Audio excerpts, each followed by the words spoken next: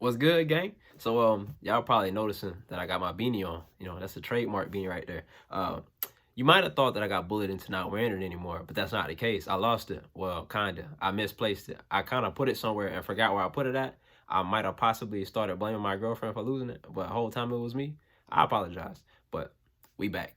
Ja Morant, the suburban street soldier, or more formally known as Ja Wick, has once again been suspended for waving a gun around on Instagram Live while listening to some of that gangster rap music. The same gangster rap music they be playing in the arena, might I add, but that's not the point of the video. Now, I know I haven't done one of these Fredo reacts to a current event in a while, so you're probably wondering why I chose this as a topic when I don't even watch the NBA anymore. Because I feel like there's a very good message here, and that message is don't be stupid. For those of you who have seen the movie 8 Mile about Eminem's life, Ja Morant is like the NBA's version of Papa Doc. Ja Morant is about as street as a Mississippi back road. Okay, it ain't nothing but dirt if you didn't know. Dude grew up in a two-parent household with two very supportive parents. He went to private school. I mean, he lived a pretty decent life. We talking about a guy that has the talent and athleticism that very few people have. I mean, he earned a spot into the NBA with a $200 million contract and the potential to be the face of the league. And what does he do? He decides that he want to be street. Now, granted, maybe him being on the Memphis Grizzlies does play a part in it, because if you've ever been to Memphis, Tennessee, you know it ain't the best place. I mean, I still love my people from Memphis, but boy, it's rough. But that's not me giving him an excuse, okay? This boy dumber than putting a condom on a laptop for protection. And it's crazy because he's living the life that a lot of young guys around the world dream of. And he's risking throwing all of that away to impress who? I can tell you right now, there is nobody in your circle that love you if they condoning the stuff that you're doing. And it's not the fact that he has a gun, because, we live in America. You have a right to have a gun, but he also has sponsorship deals, and you got an image to upkeep. And so you toting guns on the internet for no reason at that. Because, I understand you might like YoungBoy music or whoever he was listening to. You might like listening to that music and whatnot, and that's cool.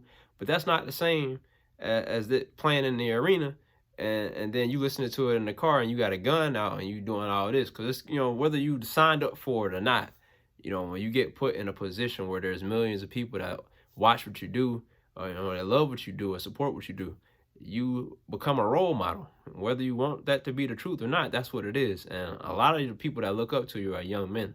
And so that image that you're trying to portray, or this energy that you're putting out into the world, they want to be like you. I know kids like that, and they might have never met you in real life, but they want to be just like you. And so the things that you do, they're going to replicate. And that energy that you bringing out is not the energy you want. All that being said, that's a grown man. What you choose to do with your influence is completely up to you, but you will be remembered for the choice that you make, so make a good decision. The other issue is that you're trying to portray something that you're not. And one thing about that is the people that really do live that kind of lifestyle, eventually you're going to run into somebody that's willing to test you to see if you really, if you gangster like that for real. If you carrying it with you, but you're going to use it, and then you opening up a window for something real bad to happen to you. And just the fact that you probably ain't never actually, been in the streets for real, it ain't pretty, bro. It ain't nothing to glorify. I think the most glorious thing about, being from the street is making it out of the street unscathed. And that's usually a very rare occasion. If you've even had friends or family that came from that, you probably done lost one or two of them by now, if you're lucky. It's not nice, bro. It ain't nothing but pain and hurt in them streets, bro. And the streets don't love nobody. And so what is that saying? You're putting on a costume of people's real life. This is a reality for a lot of people. And anybody with a brain cell, if given the opportunity to escape these situations, would. They just lack the resources. But then somebody like you who grew up with a privileged life, you didn't never really have to want for nothing or need for anything.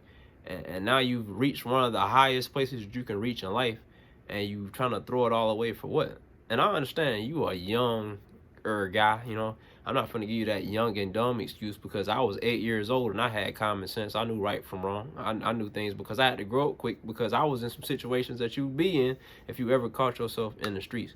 And I ain't no street dude. I'm a country kid. I had a lot of friends in the streets, and so I tended to be over there a lot.